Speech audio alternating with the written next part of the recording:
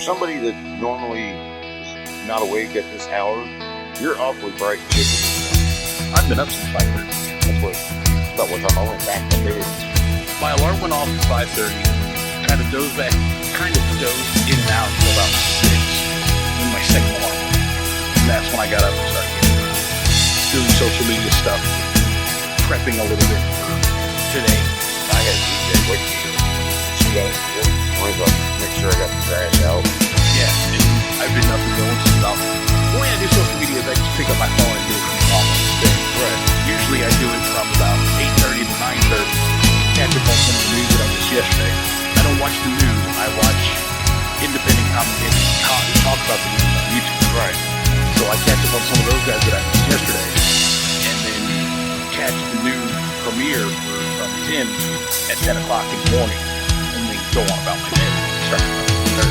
I start working almost every day about 8:30, between 8 and 8:30. Then how is it when I call you 9 times out of 10, I'm waking you up? You haven't done that lately. Usually if you're waking me up, it's usually because I'm up till 5 or 6 or 7 working from the night before, then put me up for almost 24 hours. Like, I'll get home tonight, and I'll actually start editing this. And while I still target to have it posted by Friday, my goal is really to get it tonight. I can edit one of these, since I learned some new shortcuts. Right. I can have one of these edited out in about, if we record 3 hours, like we did last week, we recorded almost 3 hours. Right. I edited down to a little more than an hour and 40 minutes, I think. And it only took me like 6 hours to do. Usually what took the longest was cutting out all the dead air. Well, now I found the trick that'll actually truncate silences down to a half second. Nice. So what I'll do is I'll go in and I'll edit the background noise, which takes, depending on how long we recorded, like last week, editing out the background noise took like 6 minutes. Okay. And then I amplified everything so that our voices wouldn't get cut or truncated, and then edited out. And that took like 14 minutes. The truncating silence took almost 40 minutes. And then the normalizing took like 8. But just truncating silence took us from 3 hours worth of recording, 2 hours and 40 minutes worth of recording, down to 2 hours and 20 minutes. That works. So then I only had to listen to 2 hours and 20 minutes to edit out where we overlapped, or we, like, I didn't actually stop recording when you took that call from Mildred last week. So that was like another 9 minutes of the cut out right there, but I had to find it before I could just cut it. Right. And there are other things that we talked about that it's like, this isn't really pertinent, so we'll just cut that. And I was able to cut about 20 minutes out, or another 35 or 40 minutes out, and got us down like an hour and 40 minutes. There you go. So, because you pretty much, before we actually do our introduction, you usually cut all this shit out too, don't you? a good portion of it. I leave some of it in over the intro music that I got. Yeah. Just so that it's not a complete bore anymore. Because the first few shows that we did, there was no intro. I'd cut all the intro and then added, because I didn't have intro music. And you still need to write us new intro music. And it'll be much easier. It'll be as easy, if not easy. It'll be much easier, I think, than the way you wrote it back in the day when you had the studio and the trailer. Because we'll be able to run everything through this. So it's not like you're having to put a mic in front of it, or we'll actually be able to put four different inputs. So you could do a guitar feed. You could actually get that fucking bass fixed, and we can do a bass feed, do your keyboard. There's actually nothing wrong with the bass other than it needs new strings. What do new strings cost? What's it cost to have a bass restrung? About $50. If you have somebody else do it. Can you do it? Yes. How much does it cost for new strings? Depending on what grade you can get strings for it from anywhere from $12 to $80, depending on what kind of quality strings you want. We'll get the $12 strings for the first time we restring it. I mean, and then the next time... Me personally, like on my 12 string, the strings I put on that motherfucker are $60. And that's if I put them on myself. We'll get there eventually. Yeah. But right now, the bass that you got isn't something we're going to use on a regular basis. I mean, I still want to have this during the morning show, especially if I get the setup that I want. When we're doing the show, I want you to have your fucking guitar, your 12-string, fed in so you can just like randomly start playing during the show. I mean, we still have a slot. We can do it now. Right. I still have a slot open. We can do it now. We've got 3 microphones. I can still plug you in, and you can still play. I need to brush up a little bit. It's been a while since I picked the damn thing up. Well, you should be. That's something you should be doing regularly. Well, my wife actually made a comment about that. It was the last time we went home.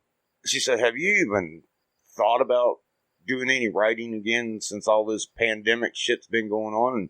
And to be quite honest with you, not really. And I'll tell you why. With all the restrictions, I've got ample time, especially now.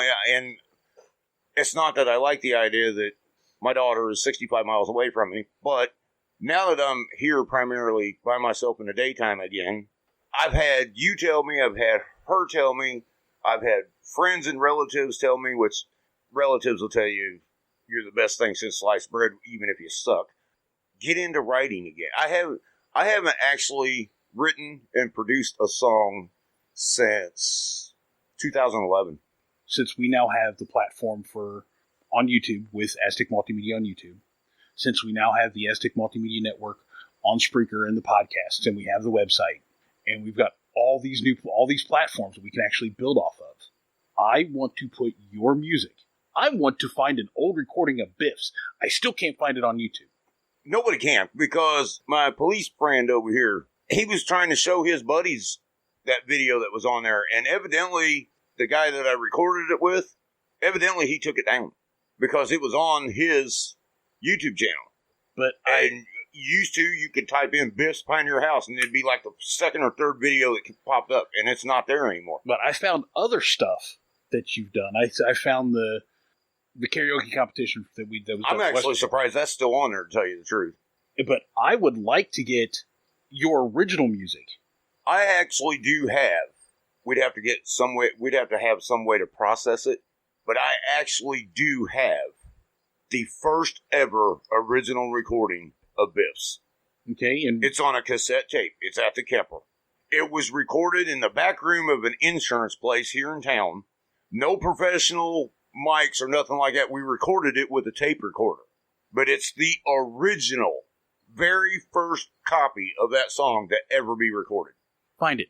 I know exactly where it's at. It's in the tape player down at the camper because that's the only cassette player I've got that works. I think they need to make a cassette player like they do turntables. Because I got a turntable over there right now that I can plug into your computer and record every one of my vinyl records. They do. They're like $300, but they do. They got a cassette player to do the same thing. Why are they so damn expensive? I got this some bitch at Radio Shack for $90. I don't know. And they're expensive. And it's a turntable. And it came with software so you could... A lot of people, they like to take their vinyls and record them, and then they use the processing to clean them up. Taking out the pops takes away from the nostalgia of vinyl. I disagree. It depends on how bad it pops. I disagree. If you're going to listen to vinyl and if you're going to listen to a song and you listen to it on vinyl, yes, I agree. But if you're going to record a vinyl record into a digital format, get rid of the pops. Get rid of the pops and the whistles and all that stuff. Get rid of all that if you're doing it in a digital format. You do realize that all your vinyl, if you don't already have it in digital format, we record all that to digital. We can use that when we do our show. Really? Yeah, because you own it. But hello, everybody. Welcome to another episode of Kitchen Conversations with Bubba J and Crash. And we are on the Aztec Multimedia Network. And starting... Well, next week we're going to be there too, but officially, once he's going on vacation next week. Yes, And when he gets back, Kitchen Conversations will be done live on Wednesday mornings. We're not exactly sure what time it is yet, because we're going to have to get this to the point where we're firm on what time we're going to start. Yeah. Whether it's 10, 11, 12, whatever. I think 10 would be great. I do too. I like 10 o'clock. I do too. Means I got to get up early and make sure my dishes are done. Yep. Which you noticed today, no dishes. No dishes, but that's because you didn't have any last night because you said... Actually, I did because I, homemade chicken noodle soup that I told you about. You killed it? No, I didn't kill it. I had to downsize it. So I could put something else in the refrigerator. So the bowl that it was in, that's all I had to wash was this great big bowl that the chicken soup was in. Yeah, so we'll probably get started about 10 o'clock, which means I'll get here between 9:30, quarter to 10, so we can get set up and launch at 10 o'clock. That works. hopefully we get this. This is a lot of fun. Next week I'm going to start doing live shows every day to try to get the feel for how things are going to roll. Kind of try to keep it a little bit smooth, in the transitions and whatnot. So, but yeah, next week. So, and we're coming to you from an unusual position today. It's Thursday, August 26th, 2020. Yes, it is. We started this conversation. We've been talking about music for a while and making music. And I want to finish the thought that I'd actually started. Aztec Multimedia wants to host Jerry Ivan's music. I want to put Angel out there as part of the Aztec Multimedia Network on the website. All right. I want to put that out there. I want to put it up on the YouTube channel. I want to put your recording of it. Whether it's the original recording you currently have or we go back. Actually, I don't have that one recorded. The one you have one on your badass hard drive. You played it last week when we hooked it up to your TV. No, that was Heaven. Yes, it was. I'm sorry. Yeah, that was Heaven. I actually don't have Angel recorded. Well, then we need to get Angel recorded. But I want to get Biff's, Heaven, Angel, anything that you've done. And like I said, and like I told you off air last week, I want you to start doing the intro music for the shows. For Politigeek, for Combat, for Kitchens, for Geekdom. I want you to write music for all of them. Seeing as how Kitchen is partly your show, I want you to write music that you would like, because last week you mentioned that our opening music sounds like elevator music. I don't think it sounds like elevator music, but I think, I like it. I think and we aren't soothing anymore because we talk about a lot of the shit going on in the world right now. In this, particularly in the United States right now. Well, I'll tell you what, please don't take this the wrong way, but the first time that I heard our opening music when I was listening to us on media, I've got pictured in my mind, for one, the name of our show. I'm thinking, okay, and I start hearing this nice little soft music. I was waiting for a little old lady to come out to teach me how to cook. And then it's Bubba J and it's beer time. But yeah, that fits. as I've listened back to the last several shows that we've done since we came back from the financial hiatus, I've listened to some of these. It's like, and especially last week when you said you wanted to start Highway to Hell as our theme music, and it's like, I actually kind of like that, and I want you to write something akin to Highway to Hell to use for our theme music. Our intro, and then of course, I think I could actually come up with a riff for that. An intro and an outro. I hate the fact they call it an outro because you're not troing anything; you're exiting. An intro and an exit. But I would love for you to come up with a riff. That means getting the electric out and getting my amplifier out and getting my. You wouldn't need the amplifier because we would record it all through the. I'd still have to hook up my distortion pedal. Well, yeah, you'd still have to hook up the distortion pedal. That's a different thing. That's a different thing altogether. But we're going to record it all through this, so we have a clean recording. And like I said, I've got 4 inputs here. So we've got an input for an acoustic, your 12-string if you want to use that, the electric, the bass you've got, and using the keyboard for whether it be a keyboard riff in the background or to keep time, the drums. However you want to do it. You do it, and it's on you, bro. I want you to do it, and I want you to do it for all the shows. I'll give you guidelines for Geekdom, Politigeek, and I'm going to do something through Spreaker because they have the ability to do it. I'm going to build on there, and I want your input on this when I do it also. An intro for Aztec Multimedia specifically. Welcome to the Aztec Multimedia Network, or something of that nature, with a little riff running behind it that we can fade into the intro music from the respective show, whichever show it is. Because, like I said, right now I've got 3 shows going, a 4th show planned, and then of course the live network that we're going to start broadcasting on a daily basis, Aztec Multimedia. So there's a lot of stuff I want going on, and I would like for this to get more professional. And I'm going to put this simply, I got a lot of fucking talent around me I need to use, and you're among it. I'm going to say this, and it's going to sound harsh, and I don't mean it to. I mean it to spur you. I'm tired of you sitting here not using the talent that God fucking gave you. I've heard at least 3 songs that you've done, Biff's, Angel, and Heaven. I got 27 more in a folder in the bedroom. I've heard those 3, and I want to record. I want to get them all recorded. I've even got a couple that I ain't even finished. I want to do all this, man. I would really like for you to get off your ass and start using the talent that you've been given, because I love music. I can listen to music all day long. I can tear music apart, but I can't play a fucking note. I can kind of sing. At least I used to be able to kind of sing. Well, I used to, kid. There you go. I can't play. I can't pick up. I mean, and it doesn't matter what it is, because you've got mandolins, you've got violin, you've got a 12-string, you've got a 6-string, you've got an electric, you've got a bass, and you can play them all. I got a banjo. And a banjo, and you can play them all. I'm not real good at the banjo and the fiddle. I would have actually liked to get a little bit of outside instruction help on those two. Mm-hmm. Especially on banjo. Well, with the banjo, the difference with the banjo is, as opposed to the rest of the string instruments that you know how to play, is the fact that a banjo is played, as my brother calls it, Piccadilly. You've got 5 picks on your fingers on 5 strings. There's 5. You do have the option for a 5th string on a banjo, right? They typically come with 4, but you got a. I've got a 5-string banjo. You got basically each finger is designated to a different string, and you play them sort of. The way I started, it's called a claw finger technique, and basically you use your thumb, your index finger, and your middle finger, and that's it. Mm-hmm. And you just walk them up and down the. But yeah, I mean, I've seen some of those really. The reason I bring this up is because my brother and I actually went through and broke down some of the best guitar pickers or guitar players of all time, and I told him your list. And this was 7, 8, 9 years ago, something like that. And he flat out said, that doesn't count, that doesn't count, that doesn't count, because they're all Piccadilly.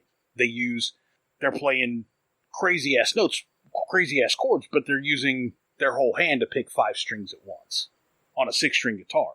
Well, he brought out names like Steve Vai, Stevie Ray Vaughan, Eddie Van Halen, Slash, even threw Slash in there, which kind of. I would honestly put back in his prime, and even to this day, he's still fucking amazing. If you ever want to see guitar picking, I would put this man up against any of the ones that you just mentioned, because not only can he do it on the banjo, he can do it on guitar too, and that's Ricky Skaggs. This is why my brother. Now, Ricky Skaggs can play a traditional guitar with a strum, but the reason that he doesn't think Ricky Skaggs compares to those guys is because he plays, when you get to his really wild shit, it's done Piccadilly, where he's using 3, 4, 5 fingers to play chords. When you've got guys like Slash and Steve Vai, and even Stevie Ray Vaughan, and Brad Paisley. And he actually, Brad Paisley is an amazing picker. He agreed with me that Brad Paisley is probably one of, if not the most amazing country guitar players around. Chad Atkins. He's pretty good too. And this is actually before I ever heard of Chad Atkins. When my brother and I talked about this, the 2 I put in there were from the countryside, were the guy I just said, Brad Paisley and Keith Urban. Because Keith Urban can play a fucking guitar. Yeah, you can. I've never been a huge fan of his, but he can. No, but he can play. That's what I mean. I mean, I like some of his songs. I can't handle all of them, but I like some of them. I mean, there's an entire album he put out. And you got to throw Roy Clark into that mix. But again, he's a Piccadilly player. You mentioned somebody, and it was, like I said, it was just a few days after we had that conversation, which is, we should actually do that again. Actually go through and pick our top 10 guitar players of all time, irrespective of how they play the guitar. And do a segment on our show about that. Yeah. Instead of trying to just wing it off the top of our head right now, even though we probably could. I showed him one of the guys that you mentioned, and he's like, that's Piccadilly, we can't count that. And it's like, I disagree. But, from his perspective, I get what he's saying. Right. And he'd say the other thing, too, because you can't leave out that duo either. If you're talking about pickers, you have to include the duet of Lester Flatts and Earl Scruggs, because those some bitches could just make a banjo talk. When we first met, I don't think there was a time that you and I got together where you didn't break out the guitar. You're probably right. And now you rarely do it. I haven't picked since, last time I picked, I was at the camper, and Johnny and the boys asked me to set in with them up at the shelter house. You used to have this really amazing talent for just being able to pick up any instrument and pretty much be able to play it. Maybe not, as well as the best of whoever it is. I'm fairly certain that somebody could bring in a fucking cello and man, it was in a matter of a couple hours, you could play cello. I mean, you wouldn't be no Yo-Yo Ma, but you could play cello.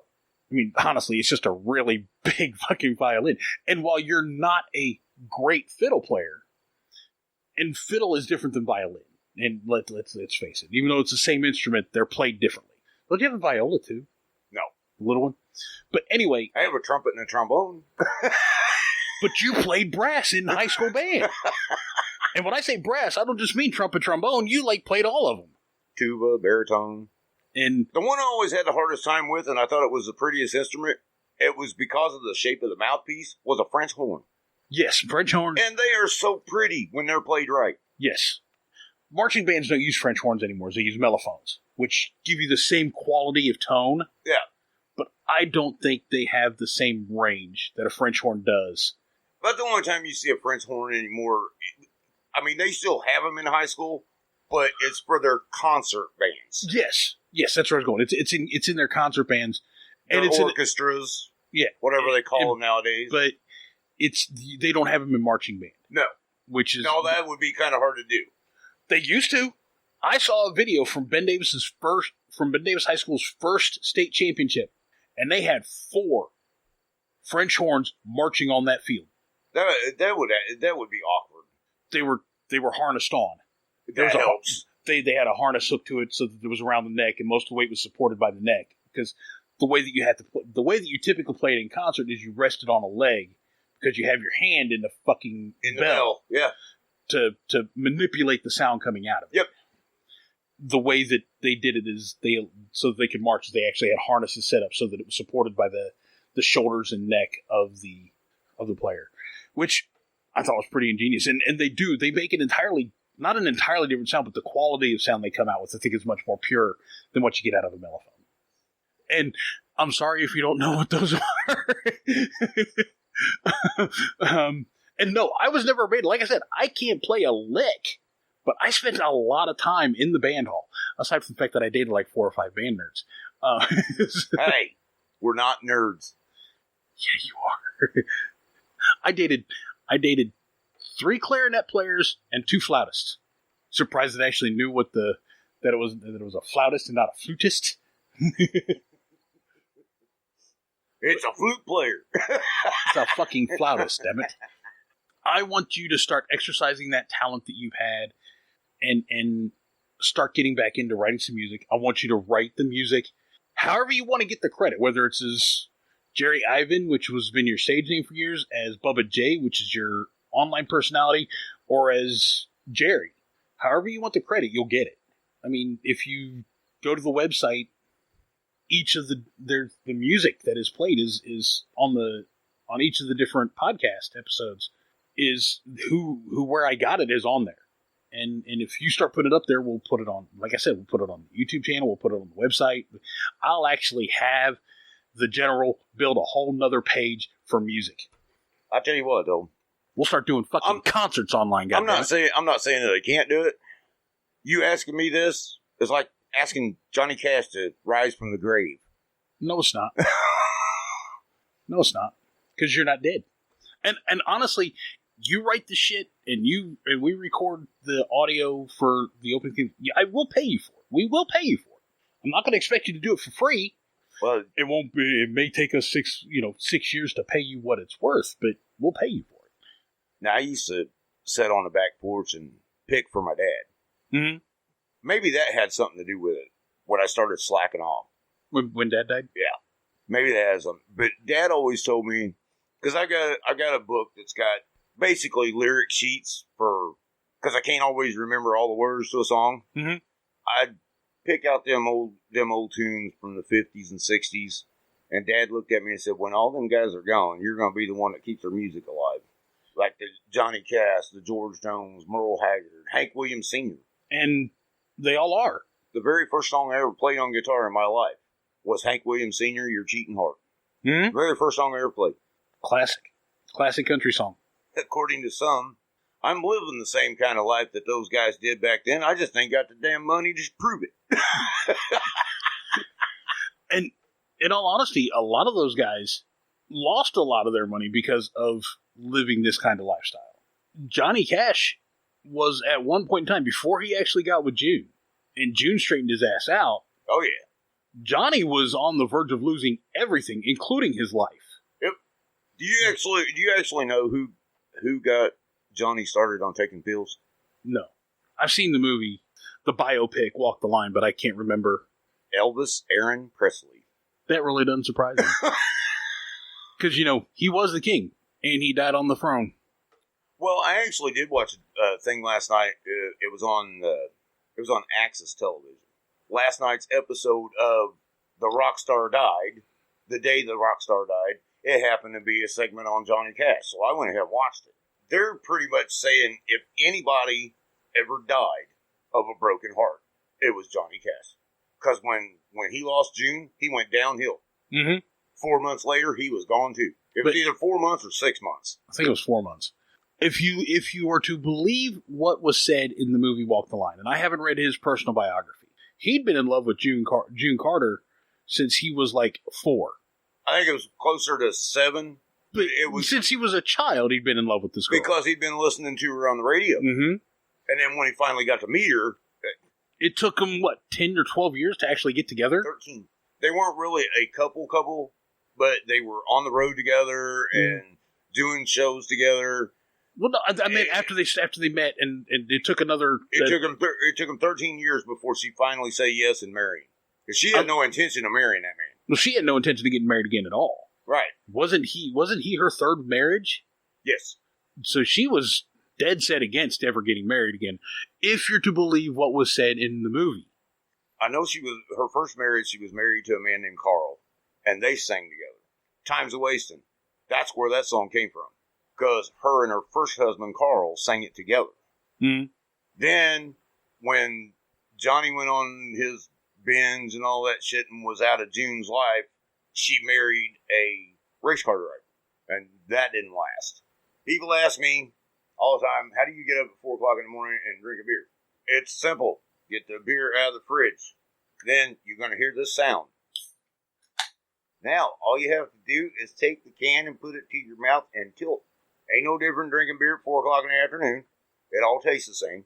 I'm sorry, it says something about our society. What does?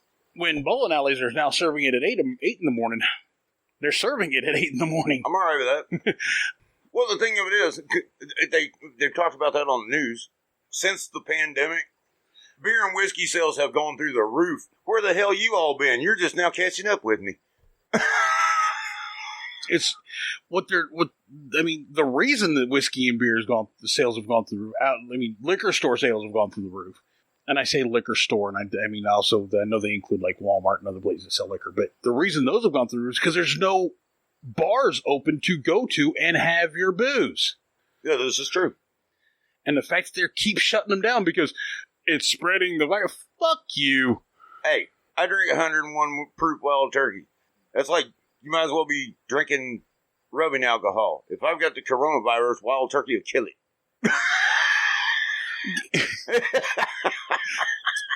Maybe that one, maybe. Well, I didn't. I completely got it, but it actually just hit me that maybe that's what Trump was trying to tell everybody when he said maybe we should try disinfecting the insides. Just turn us all into a bunch of fucking alcoholics, the whole fucking country. Yeah, but I heard this thing on the news. It was either yesterday or the day before. I can't believe that people can be this fucking stupid. Oh well, I believe anybody's fucking stupid. There's actually a warning out from the CDC telling people not to drink bleach. Really? Oh, are we that stupid? That came out months ago. That actually came out when Trump said that. The CDC released it.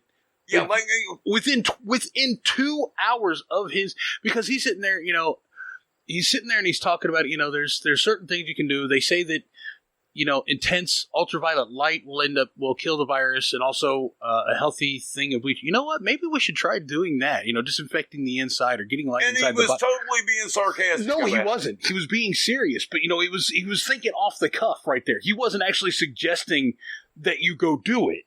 I mean, if you watch the whole thing, you realize that, because he's no longer talking to the crowd when he says that. He's looking at the advisors and in the community, the coronavirus task force when he says that. He wasn't addressing it. It's not like he's actually saying, well, you know what? Everybody go home and drink a gallon of bleach and, shine an ultraviolet light up your ass. He's not saying that. He's like, these things have been known to kill it on surfaces. Maybe we should think about trying to do that, somehow disinfect inside the body and get light inside the body. Maybe that would end up helping us out here. I mean, it's not like the mainstream media, it just runs with the most retarded shit. That's as bad as, and it was even before the coronavirus. That's as bad as these damn college teenagers and the Tide Pod challenge. Oh, really? I think it's worse than a fucking... Oh, let's go home and eat some laundry detergent. Bill Engvall said it best because he said when he said that they put warning labels on these products for a reason. Because somebody was stupid enough to try to do it. And he said, on that bottle of shampoo where it says lather, rinse, and repeat, there's still somebody in the shower fucking doing that. They've been in the shower for 15 years. The mainstream media can't get past hating Trump and hating on Trump. Donald Trump could come out tomorrow and say, the best thing that you can do for your body is breathe. Oxygen is good and everybody needs it. And the fucking CNN, Chris Cuomo, Jim Acosta, Don Lemon would all sit there and say, everybody has to stop breathing because Donald Trump believes that oxygen is good for you. And it can't be good for you because Donald Trump believes it. I am convinced. And there'd be some dumb bitch out there that would do it. The Democratic establishment would collectively hold their breath until they passed out. I am convinced of this. When a state senator from Michigan, I think she might have been a representative, but either way, she got coronavirus. She requested hydroxychloroquine treatment before it was actually approved. Okay. They did it for her. She recovered. She came out after she recovered and she goes, I got to thank President Trump for recommending that and mentioning that had been tried other places and worked well because it saved my life. The Democrats censured her. Oh. They punished her for praising Trump's approval and not touting, but promotion of a treatment of hydroxychloroquine and azithromycin. That's why I'm convinced that it originated in China under the direct orders of the Democratic National Party. I think I've said this on the show before, and I'm pretty sure you said something like that before. But I think it was actually developed here and experimented with in China, and because they found in 2017 and 2018.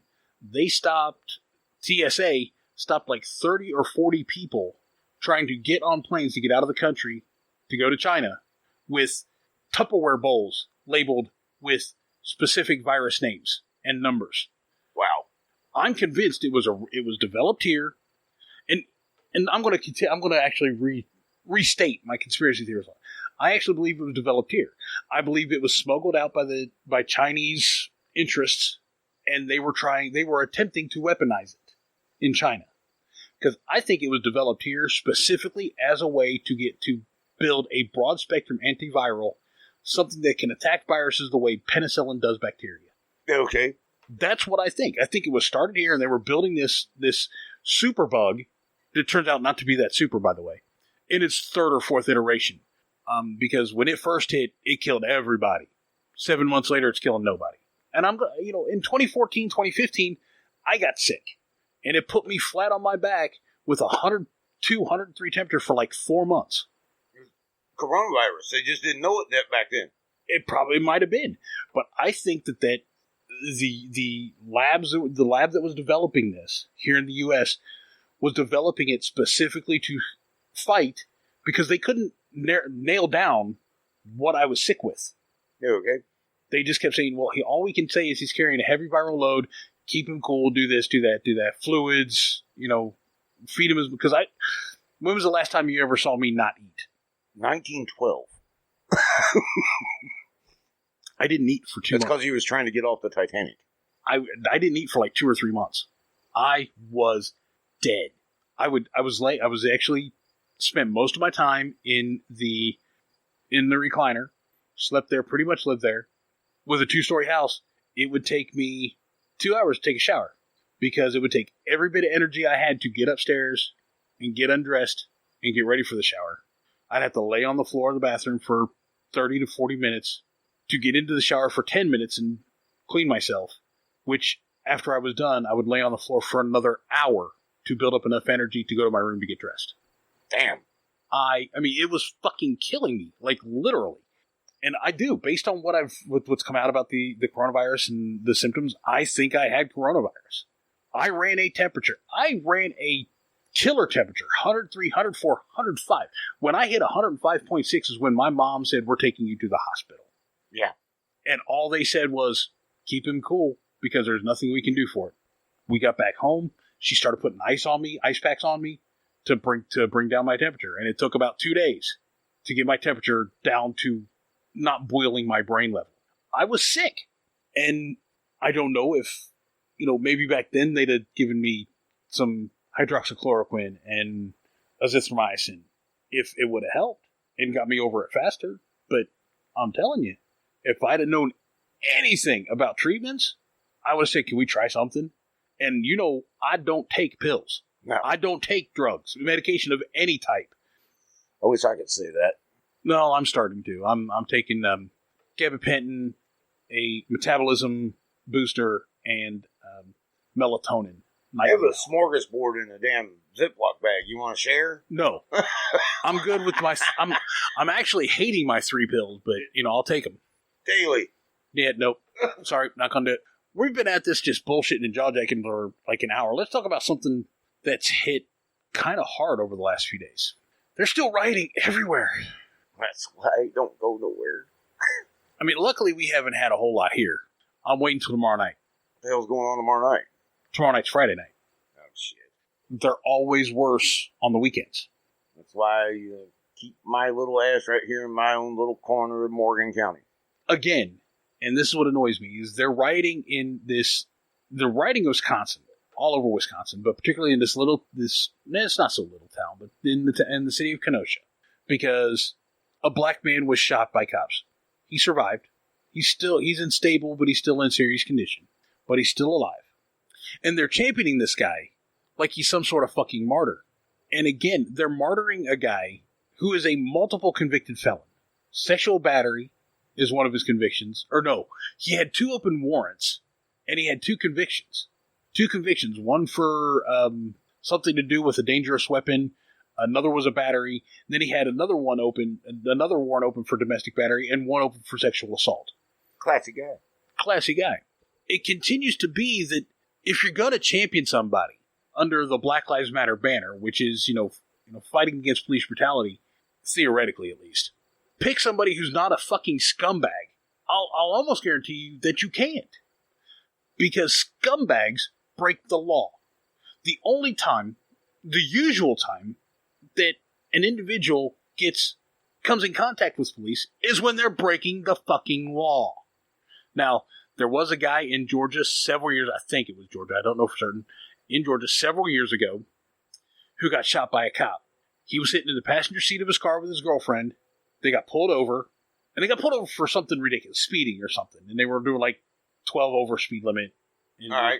It was kind of a speed trap area where it's like 50 here and then 35 here. Yeah. One of those types of areas. Ohio's real good about that.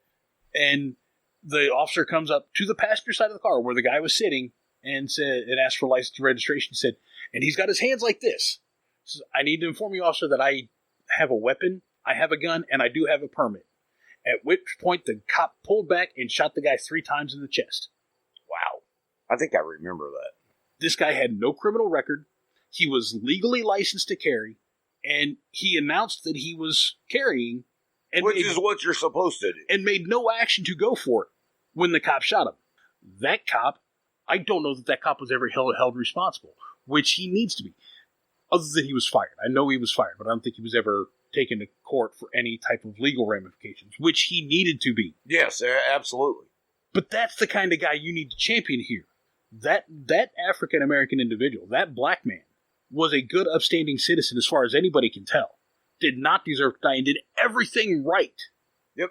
But he had his hands up where the cop could see it when he told the cop, and the cop still shot him. And then proceeds to detain the driver who had recorded it all. Because it was right after another I do remember that now. And she'd had the phone on, and she was recording it. And when the cop came up, she turned it toward him, and you see the cop back up and pop, pop, pop. Those are the type of people you need to champion. You don't champion the scumbag who is fighting police, who's beating up women, who has 2 outstanding warrants, one for sexual assault. You don't champion the guy who is high on methamphetamine, has fentanyl in his system, a lethal dose of fentanyl in his system, who starts wigging out because apparently he swallowed a mess of fentanyl when the cops approached him. You don't champion the guy who is a convicted rapist. You don't convict the guy who's a convicted criminal multiple times. And that's who they're championing. When Tuesday night in the town of Kenosha, a kid from Ohio was up there. He came up. He was there to help protect the businesses and help keep people safe and take care of people. He had a med kit, a nice big ass med kit, and he had his rifle for self-defense. All right. He gets attacked, and when he gets attacked, or he got confronted, he begins to run. Then he gets attacked. He shoots one guy in the chest. He died. The kid shoots another guy in the head. He died. Both of these guys were beating him. He shoots a third guy in his arm, damn near blows the guy's arm off, who has a gun in his hand. And then the kid proceeds to leave the confrontation zone. I'm calling it a confrontation zone, not a combat zone. Leaves the confrontation zone and approaches the police with his hands up. We just saw them talking about this kid, Kyle Rittenhouse, on the news. Okay. And they let him go, and he went back to Illinois, where he's from. I thought you said Ohio. Illinois. Okay. He's from Illinois. But if I said Ohio, I meant Illinois. And then Illinois, we arrested the criminal. Well, wait a second. What about the 3 guys who were beating him? The guy he shot in the head and killed was a convicted rapist and had sexual offenses against children. Oh, goody. The other guy that he killed, first of all, beat him in the head with a fucking skateboard, but he also had 3 domestic violence cases, convictions against him. And the 4th guy he shot, or the 3rd guy that he shot, also had battery and assault charges against him. This 17-year-old kid had nothing in his background. He was a good kid, went to school, was just trying to do something good for the people. And look what I got him. And I'm sorry, I have issue with, how do I want to put this? I have issue with anybody who's trying to tell me that this kid is in the wrong. I don't know the entire circumstance of why he was allowed to go back to Illinois, but if you watch the video, he does approach the cops. He does have his hands up and his weapon is hanging between his legs, which leftists are saying, imagine being a black man walking up to a cop with a gun like that. His hands weren't on the gun. Shouldn't matter what race you are. No, but they're saying it doesn't matter. If he'd have been a black man, he'd have been shot down, which isn't true. Because if that were the case, first, and another thing we need to mention here about these 3 guys that he shot, they were not black. They were all white guys. Yeah. But yet, they're part of the movement, so they're the okay kind of white guy. Okay, I didn't know there was different kinds, but all right. Yeah, no. According to the leftists and the Black Lives Matter, all white people suck. But you suck a little less if you subscribe to their identity politics and support them. Oh, so I guess I'm public enemy number 1. I'm public enemy number 1. And then Milwaukee's going, or not Milwaukee, but Minneapolis is going nuts again. It's just, I'm over it. I need it, and it needs to be done. It needs to be over with. Well, I tell you what, I was going to say, let's get on a happier note, but I can't really say that as a happier note. But what's going on in the South right now is you're going to see people of all walks of life, all creeds. For the next few days, they'll actually come together. Right. And that's because Hurricane Laura is not racist. She don't care who you are or what you do. This is true. She made landfall. She was a fucking monster. Cat 4. Category 4. Strong Category 4. Very strong Category 4. The cloud wall was enormous. When it made landfall, it encompassed the entire state of Louisiana and was up halfway into the middle of Arkansas. Yep. when it made landfall. This bitch is huge. And even though now that it's made landfall, it's back down to a Category 1, it's still a very dangerous storm. It's gonna cause, now that it's on land, it's gonna cause tornadoes, major flooding. What if they got the track wrong and that fucker turns back out to the Gulf? If it goes, I don't think it can, but if that was to happen, that's a scary thought. Because that's what Andrew did back in the 90s. 80s, or late 80s, early 90s. So, is it made landfall, and I want to say it was down near Florida, Georgia, the Florida-Georgia line. But it made landfall there, came inland, and then went back out. And it just kept doing that little spiral up the coast for like 4 or 5 days. And it never lost any strength because every time it got a little weak, it went back out the sea and got more power. Recharged itself, so to speak. And so, that being said, it's sad that it takes a natural disaster like that to bring people together, but I know damn well that's what's going to happen. But from our little corner of the world to the people in the affected area, our thoughts and prayers are with you. Hopefully y'all had ample warning. I don't want to sound like a dick when I say this, because not everybody had the means to get out. If you had the means and you chose to stay, it's on you. Now, and we still feel for you. We're still behind you. We still support you, but there was ample warning. Everybody knew it was coming. They were talking about this a week ago, and the big problem was they didn't expect her to get this strong. They didn't expect her to get this strong because she kind of half stalled in the Gulf for 3 or 4 days. They expected to be hit by 2 at once, Marco and Laura at the same time. And Marco just went. Marco just blew his load and it was over. He was a 2-pump chump. Laura's a working girl. She gonna go for a while. What? I know what I don't understand. From what I understand, though, what I've heard on mainstream news is a lot of the shelters that would normally house people because of a hurricane, because of the pandemic and social distancing, they're not allowed to open. Nope. Which is fucking retarded. Yes. I have a couple of friends down that way, a couple of Twitter friends down that way. The only Twitter handle I can remember off the top of my head is @CajunDunn. So I hope you're safe. I hope you're taking care of yourself. Be safe. Do whatever you need to do to come through this well. Hope to see some more of you.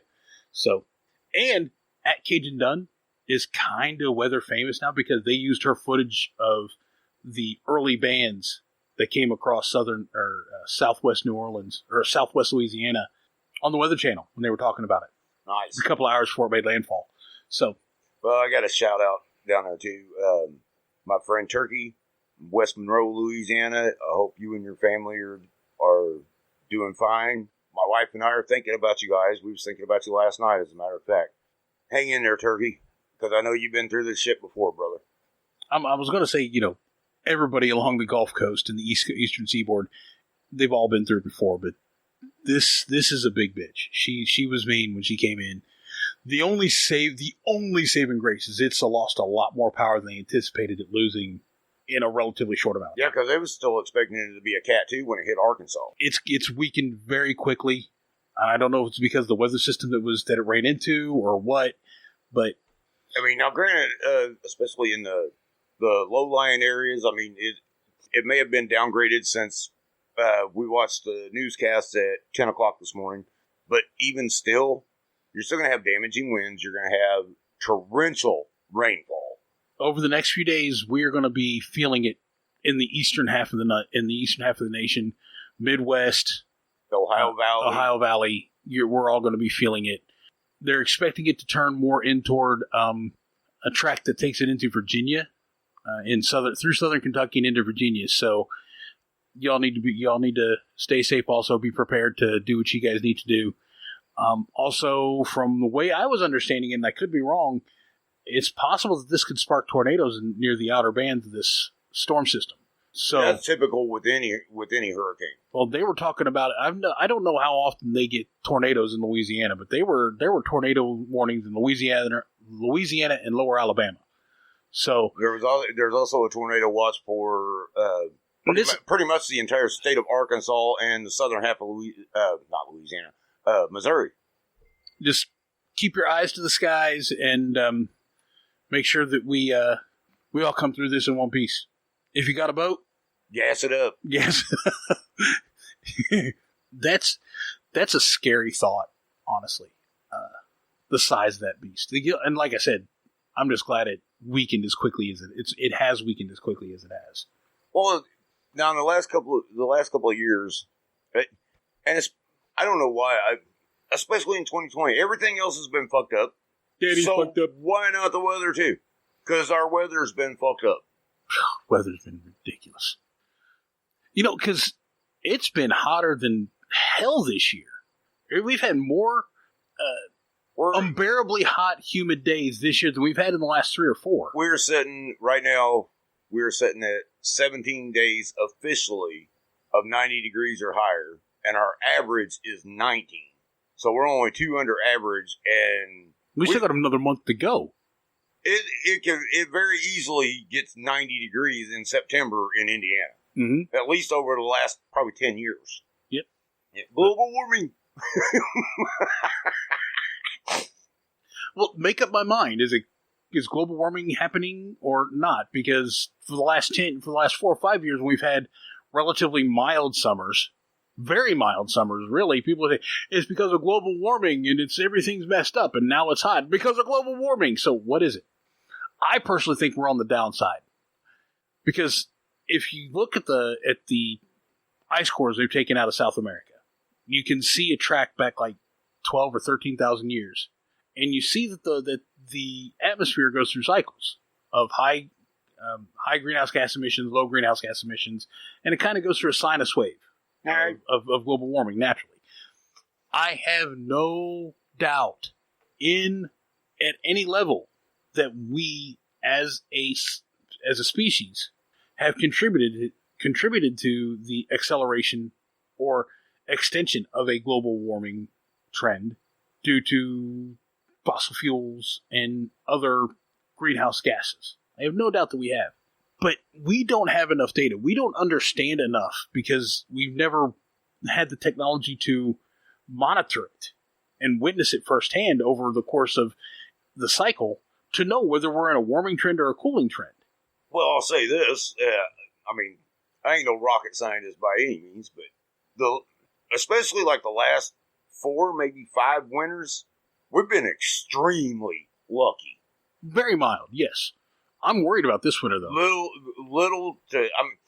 Hell, when's the last time we actually had a white Christmas? Been a minute. Yeah. And I'm worried about this year. Because why not? I mean, everybody's distance learning anyway, so, in-school learning is canceled for the month of December because on November 26th, which I think is Thanksgiving, we get dumped on by 7 feet of fucking snow. Where the hell did you hear that at? It's my prediction. Oh. It's what I'm predicting is going to happen, bro. No, my prediction is Thanksgiving. It's going to be November, December is a couple of our cloudiest months here in Indiana. Mm-hmm. We'll have moderate sunshine on Thanksgiving Day, 75 degrees. No, I think we're going to be in for a world of hurt late December. Or late November, early December. We are going to be in for a world of hurt, weather-wise. Yeah, well, I want to talk about something. Okay, let's talk about something. The price of eggs in China. Do we really want to talk about China? The answer to that is no. Because I don't know a whole lot about China other than the fact that... where the hell did that catchphrase come from to begin with? I don't know anything about eggs, but I mean, the saying was the price of tea in China. What's that have to do with the price of tea in China? The only person I ever heard say eggs is you. Okay, must be a redneck thing. Like sweet tea. That was a southern thing. I mean, that's where good sweet tea come from. Okay, yes. Is the South. But, we were talking about music earlier, and how I want you to make music. And it's something I've wanted to talk about for a long, long time. And I keep saying, but I want to start talking about independent creators. People, other people like you who do their own music, who, like you have done in the past, and like you should be doing now, and continue doing into the future. So I want to make a way to actually find new talent and talk about them and promote them through our show. That'd be interesting. Not that they're actually going to be part of the Aztec Multimedia Network, unless they want to be. But, just people, just artists that we find that we like, that we think are cool. And, we've got some. I'm actually going to see what I can do about buying some of his music for next week, or for the next time we do a show. I'd actually like to see if it's a possibility. The musician Nora Ritchie out of Orlando, Florida. Friend of yours, yeah. Friend of mine, yes. And she actually does have family here in Fishers. Yeah, okay. And she comes up around Christmas time for a couple of weeks and then goes back to Florida. I'd like to get in touch with her and see if maybe we could get her on the show. I would love to have her on the show. Yeah, absolutely. I'd like to meet her. I mean, we have never actually met face to face. Yeah, but I mean, just the way you talked about her and things. So I would really like to meet her. And she's actually given me permission to record one of her songs on the condition that she gets a copy of it. Cool. She's a songwriter, or She is a songwriter, and she is I'm not exactly sure what all schools that she went to, but I know that she did study music in Italy. That's cool. She studied music her whole life. Amazing woman. Well, I haven't even met her through online connections, so I don't know. I know very little about her. But I would like to meet her. I'd like to get to know her. I'd love to have her on the show, either live via Skype or whatever. But I would love to meet her, and I'd love to have a conversation with her. Well, she's a solo artist now. She used to be in a band. I don't know the details on it, but I know the band dismantled and she went out on her own. And I mean, she plays 6-7 nights a week all over the state of Florida. And I think she does a little bit in southern Georgia. Mm. She's been to Sturgis. Which Sturgis is bad because they spread coronavirus, but whatever. Mass riding doesn't. And I think she's done Bike Week at Daytona Beach. Cool. But yeah, no, my friend, and she actually has a record that I'm going to start playing tracks off of once we end up going live. Jessie Curtis. I would love to be able to get in touch with, find her, get in touch with her, and have her on the show also. She does a lot of cover stuff, but her album is it's very eclectic. Listening to her album, she got this one song, my favorite song on the album, which is "Time to Kill." It's very, very, very, very hard. Not like "Time to Kill" is kind of like an upbeat hard rock, like a 80s rock anthem song. And then she's got "Shady Tree," which is very much a ballad. The "Knock Knock" song, I forget what the actual name of it is, but it actually, throughout the song, she actually hear knocking on her guitar as part of it. And it's, it's just how I remember the song. And she's got another one, "Cool Running Stream," which feels a little southern rockish. Okay. Southern rock ballad. Something you might hear out of an Eagles or Allman Brothers or something like that from one of the ballads. Seals and Croft, maybe. Now, see, that sounds like a lot of the type of music that Nora does. Jesse's awesome. I absolutely love Jessie Curtis. But I would love to get her on the show and have talk with her a little bit, and do that. So I would also like to. We'd probably have to do it like a Skype call or something like that. I'd like to get a hold of Paul Grimshaw. He's the lead singer and rhythm guitar player for the Paul Grimshaw Band. They play quite a bit throughout the Southeast. In the summertime, you can always find them. They're pretty much a cover band, but they do have their own style, and they're really good at what they do. They're fun. They're entertaining. You can find them throughout the summer months. I think it's up until after Labor Day weekend.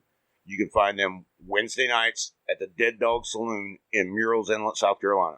Very cool. Anybody listening in South Carolina or going to be in the area, head over there. Absolutely. The Dead Dog Saloon, they've got live music in there every night. They have different artists from all over the region. I got to say, I mean, there's a lot of good talent that comes in there, but the Paul Grimshaw Band has got to be my favorite. I seriously, I really want to focus on at least a segment of our show. Once we're doing a live thing, focus on on independent creator. Well, I've actually got another little tidbit about the Paul Grimshaw Band.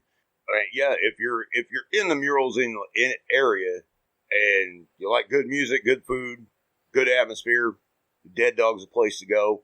However, for everybody else that doesn't happen to be in South Carolina, you can either go to their actual website, which is deaddogsaloon.com, or if you have a smart TV, you can download the Beach TV app, Myrtle Beach, and it has a live webcam of the Dead Dog Saloon. The only time they've got sound on it is when they actually have a band. If you're interested in finding out, hey, what's this band this dude's talking about? Click on Dead Dog Saloon, go to their live cam on Wednesday night when the Paul Grimshaw Band's there, and you can sit there and watch it no matter where you're at in the country. That's cool. Or the world. I wonder if they also have a YouTube stream or a live stream on YouTube that they can do. That they do. Do. do do Do. You know, it's really cool. You know, the app TikTok, and I thought I might have mentioned this before on the show, but the app TikTok is prime area to find new independent creators of all types, but particularly musicians. And I can see that. You know, because there's actually a guy. I don't think it's his actual name. I think it's a nickname, but his name is Thomas Mack. Okay. And I've actually found a lot of music of his on YouTube where he puts a lot of it up. I don't actually have his YouTube address. I may link it in the description of this though. So, I know you guys can't see this, but I wanted to show it to Crash. I have right now. We're sitting in bumfuck Indiana, and we're looking at the stage of the Dead Dog Saloon in Murrells Inlet, South Carolina. And there happens to be a couple of little hotties walking down the pier walk this morning. But we have a live look at the Dead Dog. That's how easy it is to get to. Very cool. But Thomas Mack, he wrote a song called Countryfied. Okay. And he's actually now got a show on YouTube that he's called Thomas Mack Countryfied, where he talks about just random stuff. He's not doing very regular updates yet. Right. But he's had like 2 or 3 where he's done that. Kind of cool. But that's the outside view of the Dead Dog. It's a pretty area. Very pretty area. And there are alligators in that water. Of course there's alligators in the water. You and your fucking alligators. That's right. You and your fucking alligators. Shit. I forget the kid's name. But I'm not sure who you're talking about right here. I can't remember the guy's son's name, but Steve Irwin years ago did a show at the Australian Zoo where he's feeding an alligator. Yeah, and this, I think it's before Bindi was born, because the one that's really most famous is where he's holding Bindi while he's feeding the alligator in the alligator enclosure. Oh, a lot of people threw a shit fit over that. Other people thought it was cool shit. Just a couple of days ago, his son, who I think is like 16 or 17 now, did the same thing. Recreated the image. Not the one of him feeding Bindi, feeding the croc with Bindi, but it's the same it's the same croc that Steve fed in the picture that's really famous. So that's kind of cool, you know, because alligators and crocodiles are very closely related. Not the same creature, but very closely related. Both of them are dinosaurs. Maybe. Both of them may have been dinosaurs, I should say. Because there's a belief that dinosaurs actually evolved into birds. Yeah. Not reptiles. I think they might have diverged. Millions of years can do that. I think we ought to put something on our calendar. What? You see that table right there behind you? Yeah. I think that'd be an excellent place to do a kitchen conversation on location. We need to start doing more of those. Like one down at the camper. We need to start doing a regular show at the camper at least once a year. I would like to do 2, opening weekend and closing weekend. Well, actually, last year we did one during opening weekend. We did one opening weekend, and this year everything was fucked up because of... Yeah, we didn't open until June. Coronavirus. Coronavirus! That's a TikTok thing.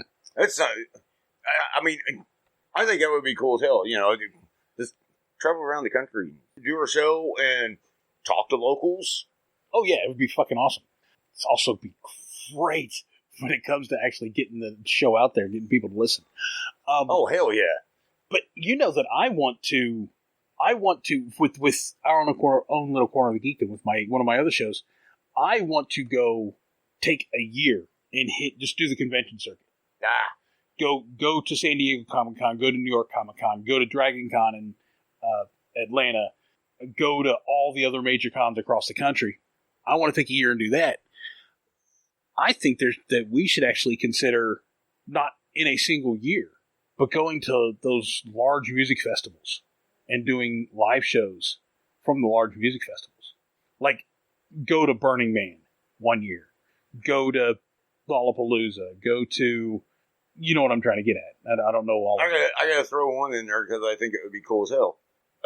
The Bill Monroe Bluegrass Festival right here in Bean Blossom. Well, if it's that close, let's go. When is it? Not this year. Actually, I think they do that on Labor Day. On Labor Day weekend. I think. I'd have to look that up. But no, that would be great. If they're doing it this year, we should go. I won't be here Labor Day weekend. Well, because it's next week. Well, that's your problem. See, that's another thing we do. You know, do a location thing from Destin 1 year. Oh yeah, live on the beach from Destin, Florida. It's crashing, Bubba J. Once we get this, once we start going live, what we're going to do, we're going to do the show live. And then we're going to leave the recording up on Aztec Multimedia Live for a week, and then move it from Aztec Multimedia, edited down for a typical show, over to Kitchen Conversations. Like, we'll do the show on Wednesday, we'll leave it up on the live stream for a week, and then the next Wednesday we'll move it over to the Kitchen Conversations page. Sounds like a plan. Because that's going to do, probably not all the shows, because I don't know that I'll do Politigeek that way, until we start getting the roundtable up. Because on the Politigeek's Rant show that we've got, we're trying to set it up so that once a month there is a group of nerds who get together and bitch about politics, who are on different points along the political spectrum. All right. So that we have an actual open discussion about a political topic. You know, whether it's abortion, whether it's school choice, which I don't know many people who are against school choice. But anyway, you know, whatever topic that we choose, that is chosen for, you know, get people, you know, diverse interests, diverse thought, diversity of thought, and have a conversation about it. So that might not be, other than that, that might be the only one of those I'll do live. All the others just post straight to the Politigeek show, or the Politigeek page. Combat I won't do live either, unless I actually have unless I actually have an interview with a writer. Then I want to do it. The hurricane's not really affecting there. Where's that? Destin? That's Destin Harbor. We don't know what it was like last night, though. It looks pretty good there this morning. It's kind of breezy, but it's usually breezy in Destin anyway. It's kind of nice about my TV. If I can't go to the beach can come to me. That's why we need to figure out the technology to build me a fucking holodeck. Then I'd be at the beach every day. Oh, yeah, that'd be fun. Yeah, you talk about being able to take our show on the road and travel. First of all, holodeck technology is not possible right now. That's at least 150 years away. Maybe 250 years away. You're smarter than that. Figure it out. You're wrong. If you build it, they will come. Wrong. Wrong. Imagine Donald Trump. Wrong. Wrong. Wrong. I can't do Trump. I can do Clinton. And, because, Bill Clinton is who Bill Clinton is. And I can kind of do a fairly okay Bill Clinton. It's not a great Bill Clinton, but it's pretty okay Bill Clinton. I just got to get that smoothness in my voice. It takes me a minute to get there, but I'm almost there on occasion. And then it is what it is, whatever it may be. Because, Bill Clinton. I'm not doing it again. Meanwhile, back at the Hall of Justice, Aquaman is fixing a peanut butter and jelly sandwich because he can't do shit. Which They've totally blown that narrative out of the water with the new Aquaman movie. I'm telling you. Never seen it. My daughter loved it. I'm gonna tell you, it is a 2 hour and 20-minute beefcake fest, because all it is showing off Jason Momoa in a skin tight suit. And Jason Momoa, I mean, and this is coming from a dude who's into girls. Jason Momoa is a good looking dude. Well, go back to Jeff Dunham when he had the superhero Melvin. When he's talking to him, he said, "Well, what do you think about Aquaman?" He said, "What? Well, yeah, he can swim underwater, breathe underwater, talk to fish. Oh, he's got the same powers as SpongeBob."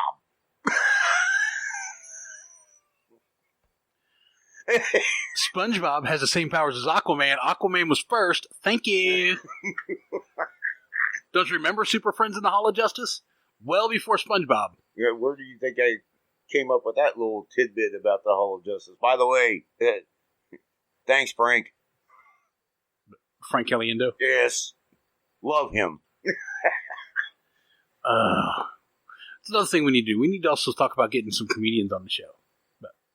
Yeah, Frank, Dunham, Foxworthy. No. Up-and-coming comedians. Small comedians. Like some of the ones that I've actually seen on TikTok. Yes, I follow like 1,000 people on TikTok. I've got 0 followers. Like 40. I don't have it. Good. Okay.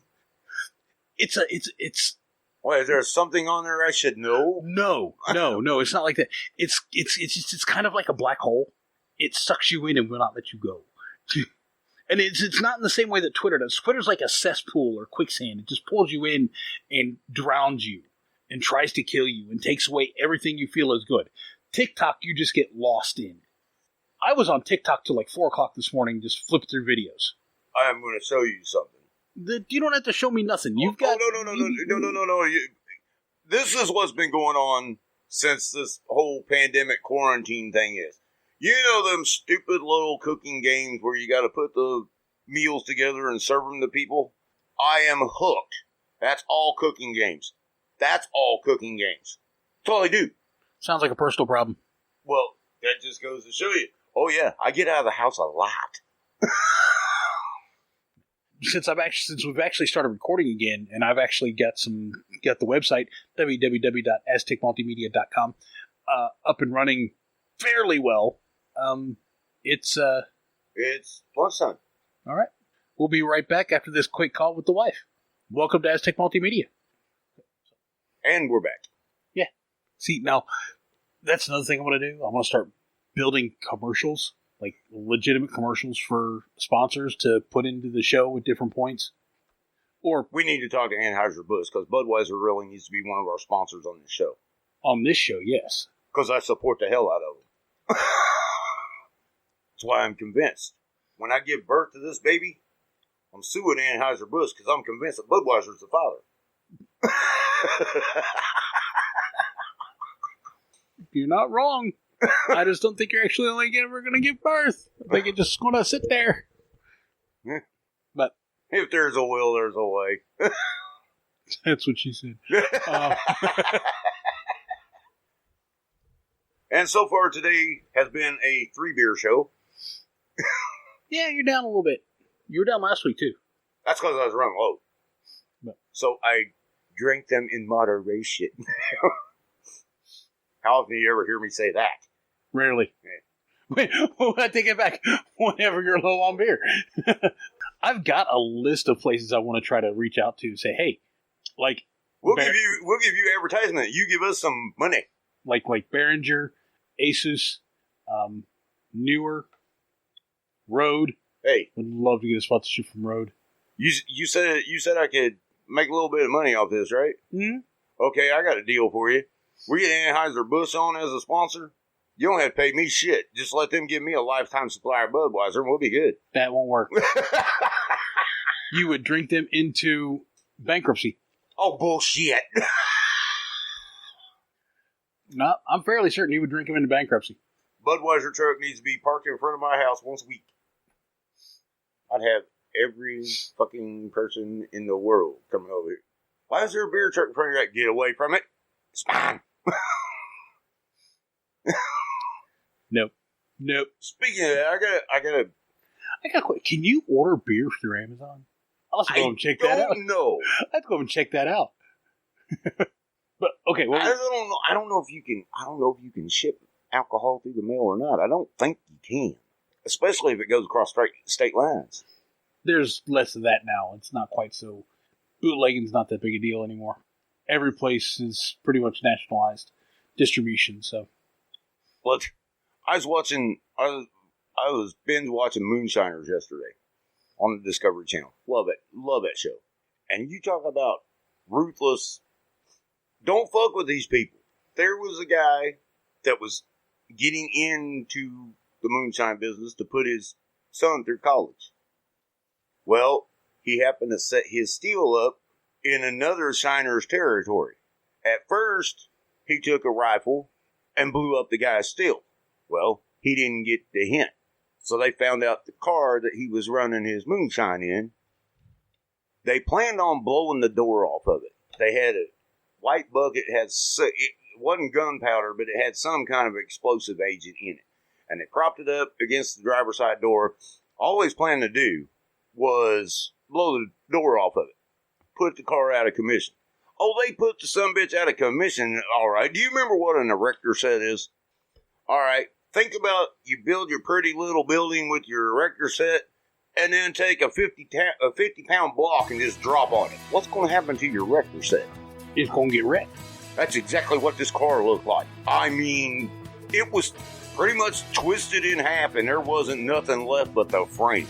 And the guy that shot it said, I think I used a little too much powder. All I want to do is blow the door. No, there wasn't nothing left that fucking car.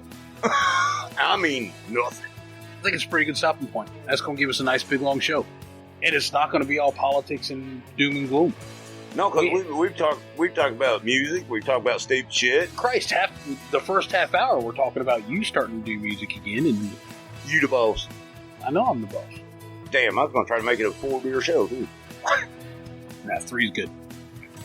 You talking about a man that ain't had a shot of wild turkey in a week. That sounds like a personal problem. Oh, that's all right. Vacation's coming. Before we do that, though, is there anything you want to talk about, anything you want to promote? I don't really have anything to promote because, once again... Show's done. Right now we're closed indefinitely thanks to the pandemic, so... Yeah. Rephrase that. You're closed indefinitely thanks to the government being authoritative dicks, not letting you do your business. Yeah, we're taking a loss on that this year. Andy Brashear is an asshole. No, say it right. I gave him a nickname. That's Governor Jackass. Hogshead's no better, neither is Holcomb. They're all a bunch of fucking asses who only care about them damn selves. Oh, yeah, I failed to mention that when we was coronavirus a while ago. Well, I forget to mention this time. What was on the news last night where they extended the mandate mask order till the 25th of September. Yeah, I am so over this fucking mask shit. They just need to... We have pretty much reached herd immunity status at this point. It needs to go away. They need to just open it up and let us get on with our lives, but nope, they're not going to do that. We will do what we have to do. They're treating the coronavirus just like they do the seatbelt law. Now, would you like to hear my comparison on that? Sure, that sounds interesting. Well, if I want to go to a bar and shoot pool and have a few beers, a couple shots of whiskey, have lunch or something, if I get sick, that's my God-given right. Mm-hmm. Just like it is if I'm going down the road in the highway and I get in the car wreck, get thrown out of the windshield of my car. That's on me. That's my God-given right. No, I can see that. So there is a little comparison there. Yeah. But no, I'm stuck at the fucking house. No, you absolutely are right. I remember when the seatbelt laws were enacted. It was a little bit at a time. It was kids under a certain age had to be belted in. Yeah. It was kids up under, and then they raised the age for kids, and then it was passengers in the back seat, and then it was passengers in the front seat, and then it became all persons. And I remember days when my dad had, anybody knows anything about cars, a 2-door 1969 98 Regency Oldsmobile. The only thing that was bigger than that car was the Titanic. The back dash, I can remember laying up there in that window going to Kentucky down the road at 70 miles an hour. Picking your nose, looking at all the cops. Oh, right. As Bill Engvall says. And that's just like riding around in the back of a pickup truck. Mm-hmm. When I played Little League Baseball, if we won our game, we all piled in my dad's pickup truck for a trip to Dairy Queen. No, I completely see where you're coming from with that, and I completely agree. And now that you mention it, I mean, part of the primary reason I wear my seatbelt now is because I'm tired of my car bitching at me every 5 minutes. You want to know why I wear mine? For one, they raised the price on it. But when they first instituted it in Indiana, it was a $25 ticket. I have 18 of them. Yeah, I just said, fuck it. I mean, you do 18 times $25. It's a lot of money. Yeah, that I could be buying beer with. That's $450. That's a lot of beer. So, yes, I put the damn thing on. I hate them, but I wear it. It's just so second nature for me to put it on now whenever I get in the car. I don't even think about it. I don't believe this shit that they say, well, you can't get away with it after dark because we can see. What, you got infrared cameras looking inside my fucking car? Yeah, I don't know that. Here's what I will say, though. They tell us that, it's a safety measure on the highway or during an accident. I've gotten hurt more wearing a seatbelt in a massive car accident than I did in the massive car accident I had where I was not wearing a seatbelt. Well, now I'm not going to deny it. They can be helpful, but they can also kill you. I'm a big guy. I'm 6 foot tall. I weigh almost 400 pounds, and I'm at least 2.5 foot wide at the shoulder, maybe 3 foot wide at the shoulder. I'm a big dude. Right. Part of what hurts a person during an accident is they get thrown around the passenger compartment. I don't move. There's nowhere for me to go. No offense, but it'd be kind of hard. You'd have to hit something pretty goddamn hard to throw your ass through the windshield. And I'd have to hit it at such an angle where I'd have to hit it weird. I mean, it's like it's scary how hard I'd have to hit something. And that's not just from a driver's seat. It's virtually impossible with the steering wheel there. And plus, you got an airbag. And I got an airbag. But from the passenger seat in any kind of car. I mean, in your LTD, it'd be really hard for me to go over to a steering wheel through a windshield as a driver. Well, that being said, the way they make cars nowadays, somebody hits me in that LTD, they're going to get hurt a hell of a lot more than I am. But you get what I'm saying. Yeah. You get what I'm saying. I mean, as a big dude, I don't bounce around a passenger compartment during an accident. My last major accident was when I wrecked that Blazer into the Pete 380. Oh, okay. When I wrecked that car. I forgot about that one. Yeah, you were the first on the scene to get me the hell out of there. I was drunk. Oh, isn't that when I pulled you out of the ditch? No. It was months after that. Okay, refresh my memory. Where the hell were you? I was getting onto State Road. I was coming off the ramp off of 67 onto 465 during a rainstorm and lost the ass end of the car and T-boned into the fuel tank of a Pete 380 as I bounced off the retaining wall. And how did I get you out of there without nobody seeing you? You didn't. You came up and met me to get me home because my car was totaled. Is that the night that you sprayed bowling balls all over 465? Yep. Okay, I do remember that now. Luckily, they were mine and my mom's, not my Colby's. Because I had Did you ever recover any of them? The only thing I did not recover from that accident was my Garth Brooks box set of CDs. Oh. It's the only thing I didn't recover from that. I ended up getting a new one and subsequently lost that in the divorce. No, I could just imagine the look on people's faces when they were dodging bowling balls on the interstate. No, yeah, I got all those back. But you and Sweets and the X came up and got me because I called you. That's the night I bought you the Russell Reserve. Oh, yes it is. That was the night I bought you. See, all you had to do is make a Wild Turkey reference and it all comes back. The night I bought you the Russell Reserve because I actually bowled well and cashed in a sweeper. Yeah, that was some good shit, dude. Yes, it was. And I'm not a drinker, so... I'm not either. It just happens to find its way down my throat. God, don't lie. Yeah, we got sidetracked again, so we added a little bit more tidbits. Which is fine. We're still gonna be good time. That's cool. Oh, we did forget to mention the Indy 500. Oh, yeah, we did. Kind of depressing. It was depressing. A, it was not in May. B, there were no fans, and C, it finished under caution. Yep. The perfect storm of letdown for the Indianapolis 500 this year. Other than that, it was a good race. It was a fun race. Takuma Sato won his second Indy 500, which is... I kind of like Takuma Sato, so that was really cool for me. I was glad I didn't see another Dixon win. As nice a guy as Scott Dixon is. And the thing of it is, he dominated that fucking race. And for it to end under caution and instead of letting Dixon and Sato fight it out at the end. With 4 laps left to go, Sato was 0.2 of a second faster. Not 0.2 of a mile an hour, but 0.2 of a second. 0.2 of a second faster on the track than Scott Dixon was each lap. So I don't think Scott Dixon had a chance unless he'd have been able to get close because of a caution and disrupt the air. But Takuma Sato was pulling away from him and was coasting. I mean, the only thing that Takuma Sato wasn't doing is he wasn't doing the Michael Schumacher lead. That's because when Michael Schumacher back in the day, when he got in the front and he was rolling, he just put his head to the side and let the car go. And Dario Franchitti did the same thing when he was comfortable. Tony Kanaan. You mentioned something about Tony Kanaan right after the race. Go ahead and talk about that real quick. This was supposed to be Tony Kanaan's last year. He was going to retire after this year.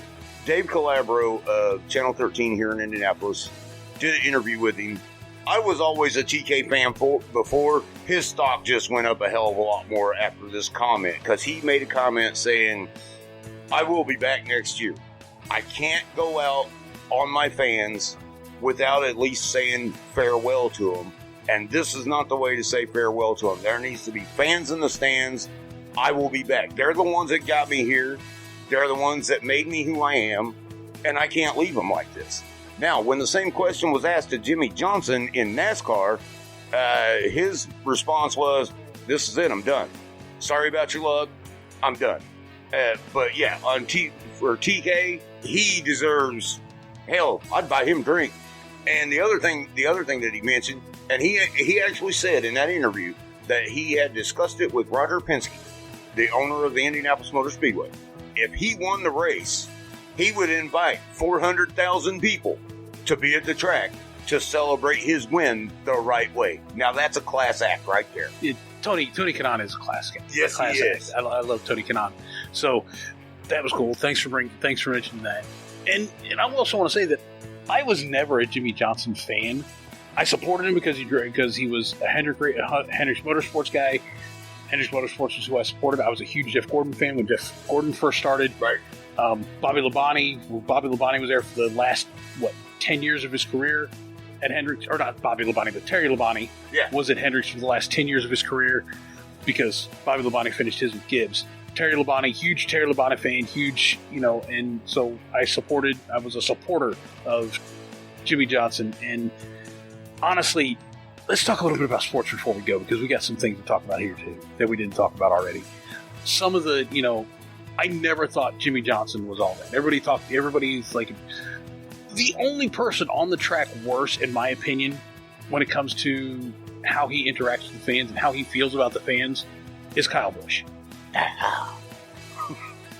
I think Jimmy Johnson is a horrible face to have for your team, is Hendricks Motorsports. I think he has hurt Hendricks more in the last, since Jeff left. Jeff Gordon retired, than he's helped the team at all. I'll tell you who's going to be, he's working on it, taking the place of the face of Hendricks Motorsport. Chase Elliott. Yes, sir. The son of Awesome Bill from Dawsonville.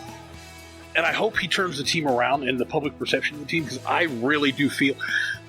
I mean, honestly, what's hurt NASCAR is all the changes they've made to, with stage racing and all that other crap. And then, of course, their flat virtue signaling they've done this year to, slow jack and ball rub Bubba Wallace as the only black driver on the course, or whatever the fuck they're... I'm over it. He didn't do where the shit at Dover this weekend. He's not a good driver. He was good in the truck series. Okay. Trucks handle and work a hell of a lot differently. And he wasn't bad in the Xfinity series either. But you can ask any Xfinity driver right now, if you go from an Xfinity car to a Cup car, it's like night and fucking day. They're not. They don't handle the same. They don't drive the same. There's tons of differences between them. So, Bubba Wallace is a fucking joke. Everything that is going on around him, and I don't know how much of it's still going on because I'm just over it. I'm over the virtue signaling. I'm over all of the shit. So much so that I'm pretty much done with all sports. I mean, literally. I haven't, because you know how much of a baseball fan I am. I think I've seen a half a game since they restarted. Last night, the Milwaukee Bucks decided to not play in protest of what happened to Jacob Blake, the guy who was shot in Kenosha, Wisconsin. That has sparked 3 nights of rioting where hundreds of thousands, if not millions of dollars in property damage has been done because they not only burnt down a car lot, they burnt all the cars on the car lot. Yep. At least 2 dead, hundreds of people injured, and they're boycotting because of the racial injustice. And the Milwaukee Brewers did the same thing last night because they canceled the ball game between the Milwaukee Brewers and the Cincinnati Reds. They canceled. But I was actually going to finish this with, after the Bucks decided not to play, none of the teams in the NBA in the playoffs played. Nope. They all decided to, quote unquote, take a knee. Yeah, and not play last night. Wouldn't it be nice if somebody pisses you off and you can just walk off your job with no repercussions? That's the difference. That's the difference. And that's what's pissing me off about these sports people. They're able to do shit like this, and they're able to get away with it and not face any repercussions for it. I can do it. When we were working, we could do it. But if we did it, we lost our job. Exactly. And we have to, if we want the balance restored, so where the rich can basically take it and stick it up their ass because they can no longer tell us what is okay and what is not, which that's basically what's going on with the NBA right now, is you have these rich elitists who, LeBron James, the face of the NBA, saying that it's just wrong and black people are scared. Fuck you. Fuck you. And they're still getting paid. You know, I'm over it. And baseball's virtue signaling kind of backed down after that first week, but last night the Brewers, they stepped up their game when it came to the virtue signaling and, you know, the Black Lives Matter. Well, hell, the Reds probably only followed suit because they were supposed to play the Brewers, and if the Brewers aren't there, who you going to play? If I were the Reds, I would have said no. They don't play, they forfeit. I would have been okay with that. If I'd have been the owner and the manager of the Reds said, no. If they are refusing to play, we're not. They forfeit the fucking game. And if the majors didn't do it, I'm suing the league. I think the NBA should have been the same way. I think No, that's the difference. Because everybody in the NBA took their knee. Everybody in the NBA took their knee. They followed suit. And basically, yes, they all followed suit. And a couple of nights ago, Luka Doncic, I keep calling him Doncic, but there's a C-I-C at the end of his name after the Don. So I think it's pronounced Doncic. I'm not. But you know what I'm talking about. He plays for the Mavericks. He made a amazing 40-foot jump shot with 0.03 seconds left, or 0.3 seconds left to go in the game. It left his hand with 0.3 seconds left to go in the game. And he drained it. It's fucking beautiful to watch. The next night, they're playing the Clippers again, and he did that on the Clippers. One of the guys on the Clippers basically dunks on him, and as he backs down court, calls him a bitch-ass white boy. Yeah, that's legal. Oh, yeah, because he faced no repercussions for that. But if Luka had done that and said, punk-ass bitch, not even brought race into it, but called him a punk-ass anything, Luka would have been sat for 6 games. Yep. You can fucking bet. I'm over this fucking virtue signaling. I'm over this disparate treatment of giving preference to players who are taking a political stance. I'm fucking tired of it. And the NFL, I'm done with the NFL. I will not watch a single game this year. I may not even talk about them except to bitch. Really? And that's saying something from you, because football is your passion when it comes to sports. The NFL has officially come out and apologized to Colin Kaepernick. What? Yep. I haven't read the whole story, but apparently the commissioner has come out and apologized for how they handled Colin Kaepernick during his choice of protesting. Oh my God, what does a fucking aneurysm feel like? like that. I had one the other night too when I saw the story. I'm done. I'm fucking over it. I just can't stand it. I'm done with sports. I'm done with the only thing that's really that really kind of feels good is the fact that Disney has come out and said they are no longer going to support social justice narratives within their product. Okay. Their focus is going to be on putting the right people in the right places to make a good product that everybody can enjoy. Which is pretty much what Disney is supposed to be all about to begin with. It's what entertainment's supposed to be about. That's what sports are supposed to be about. Putting the best... If you're watching a professional sport, you're supposed to have the best player doing the best thing, doing his fucking job, which is shut up and dribble, shut up and throw, shut up and swing. Okay. Shut up and drive. Whatever the fuck it is. Here we go. I know you've seen it. Probably. Star Wars. Shut up and drive. Star Wars Attack of the Clones. Yes. Okay. A couple dozen times. All right. Do you remember when Obi-Wan goes to that? It honestly... Goes and talks to Dex. What I was getting at, you got all this futuristic shit, and it looks like one of them little silver mom-and-pop diners that you used to see on Route 66. That part was great. When he walks in there, and they show the video screen, and there's a football game going on, it's all robots. Mm-hmm. That's what we need to go to. Robots don't have a mind. But that's just it. In Star Wars, yeah, we're getting a little into the geekdom area here. Just a little bit. But in Star Wars, droids are sentient. They're not treated as such, but their heuristic programming make them sentient beings. They're self-aware. Look at 3PO. Yeah. I get what you're saying. Yes, it would be Real Steel. The movie Real Steel with Hugh Jackman where the big robots fighting in a ring. Robot boxing, which is actually done from a Twilight Zone skit, if I'm not mistaken. Rock'em Robots. It's Rock'em Sock'em Robots. It was fucking great. I loved it. Yeah, take the human equation out of sports. Oh, yeah, no, absolutely. I'm so fucking over it. Now batting, shortstop. Number 3, C-3PO.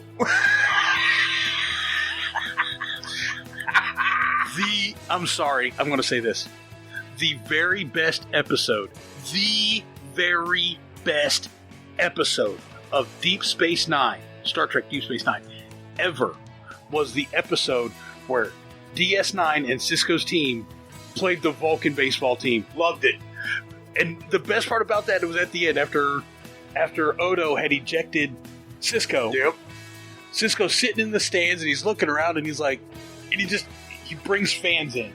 He puts Rom in the game. He brings fans to the stands. It was just fucking great. And that's what it's supposed to be about. It's supposed to be about you having fun, putting on a show for people who enjoy to watch your show. Well, look, and it doesn't matter what your entertainment venue is, whether you're a professional basketball player, professional baseball player, professional football player, professional race car driver. It doesn't matter. Or an actor. You are there in an entertainment capacity to entertain people who enjoy what you're doing, not putting out your political message. Shut up and fucking dribble. Enough. Okay, I'm over. What are you trying to say? Well, that episode that you was talking about, look at it this way. They put Rom in the game. He had no clue what he was doing, but he actually made it to first base and drove in a run. And one single run. And even though they lost the game, they were ecstatic. They scored. I mean, that was such a great episode. But that's what it should be about. That's what sports and entertainment is supposed to be about, is having fun and putting on a show for your fan base. And if you're going to come out and you're going to preach and tell us what we're supposed to think, fuck you, I want nothing to do with you.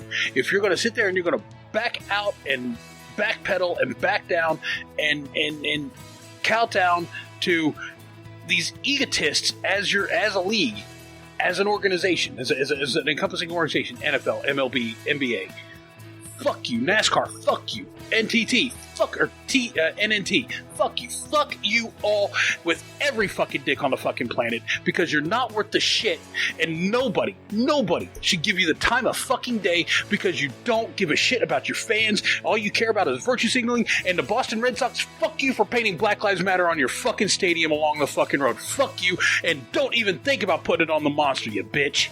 That being said, if you want to watch a football game when it's supposed to be like it's supposed to be, CBS 4 this weekend, 3 o'clock on Sunday, they're going to replay the AFC Championship game between the Colts and the Patriots when the Colts made the comeback from hell and they're playing it in its entirety. Right on. Now, that was a game. That was a game. Now, with that, I think we're officially done. We need to be. I think, because I just went off on a long fucking rant. And by the way, you got cake on the way. I got cake and I got food in the fridge too. So, yeah, it's time to eat. All right, so we are going to call this one. We're going to call this one, and we are going to get out of here. If you like what we're doing, go ahead and drop a like on the show so you get updates for whenever we are. If you're listening to us on Spreaker, go ahead and leave a comment in the comment section. What you like, what you don't like, let us know. Head over and find us on our website, aztecmultimedia.com. And you can see what we got going on there, as well as some other things that we are involved in. Don't forget to follow us on Facebook, Kitchen Conversations with Bubba and Crash, or on Twitter at podcast_kitchen. You can find him pretty much nowhere other than, and he's not even actually up on the website yet, so we don't have that, even though he's got emails for him, and them. So go ahead and follow us on our social media. That'll also give you updates for whenever we're doing something. You can follow me on Facebook, Instagram, and Minds. I'm at Crashdown321, CRA5HD0WN321, or on Twitter at CrashD5HD. Don't forget, you can also head over to the website. Please head over to the website. Give us some traffic over there. Let us know what you think. You can send us an email from there. Right now, it's at Aztec Multimedia. The email address is Aztec Multimedia, ASTECH Multimedia @gmail.com. We'll get you some messages. We'll let you know what's going on. Thank you so much for being here. It is time for us to go. I'm Crashdown. This is Bubba J. If y'all got any messages for me, you can get them through Crash, and Crash will make sure that I get them. I want to say one thing before we go. Have a wonderful and safe Labor Day. I will not be here next week. I will see you all back in 2 weeks. But have a wonderful, safe Labor Day. Crack open a beer, throw some burgers and dogs on the grill. Have a good time. Go ahead and tune into Aztec Multimedia Live on Spreaker. Next week, we're going to start doing live shows every day, probably starting around 10 in the morning, and it will be about a 3-hour show daily. We may be two dudes sitting in the kitchen, sit in your kitchen, start bitching, have yourself some good conversation. Have another beer.